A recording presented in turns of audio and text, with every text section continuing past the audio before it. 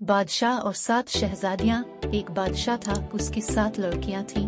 वो उन 7 से बेहद मोहब्बत करता था और उनके हर आराम का ख्याल रखता था। एक बार जब दस्तरखान सजा हुआ था, वो सब लोग साथ खाने पर बैठे थे। बादशाह ने अपनी बेटियों से एक सवाल पूछ लिया कि तुम लोग मुझे कितना चाहती हो। बड़ी शहजादी ने कहा, बाबा, मैं आपको गुलाब जामुन की तरह चाहती हूँ। बादशाह ने खुश होकर इसको 4 गाँव दे दिए। दूसरे ने कहा, मैं आपको बर्फी की तरह चाहती हूँ। बादशाह ने इसको काफी बड़ा इलाका बख्श दिया।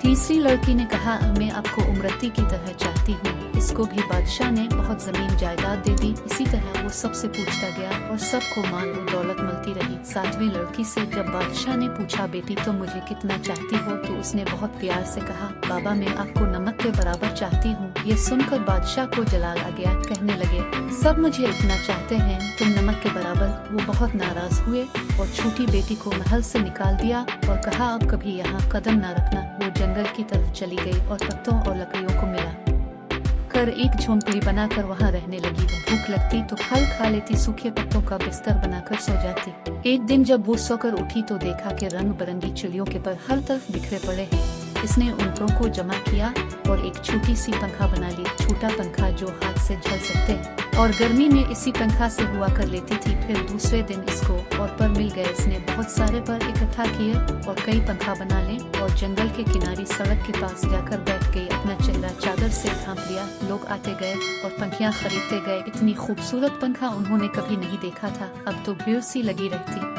एक बार शहजादे का उधर से गुजर हुआ। इसने इतने खूबसूरत पंखे कभी नहीं देखे थे। सारे खरीद लिए। फिर शहजादी से पूछा, तुम कौन हो? इसने कोई जवाब नहीं दिया। इसके खूबसूरत हाथ बता रहे थे कि उसने कभी काम नहीं किया था। पंखा बनाने में उसकी उंगलियां जख्मी थी। शहजादा इसके पीछे जंगल आ गया और जब इसको पता चला कि वो शहजादी है और सजा काट रही है तो बहुत गमजदा हुआ। वो अपनी सल्तनत पर वापस गया और वालिदैन से सारा माजरा कह सुनाया। इन लोगों को भी दुख हुआ और वो अपने बेटे की बारात जंगल लेकर आ गए। दोनों की शादी हो गई, मगर शहजादी अपने वालिद को बहुत याद करती थी। वो खुश नहीं रहती थी। एक दिन उसने शहजादे से कहा कि वो अपने वालिदैन की दावत करना चाहती है और उनसे मिलना चाहती है।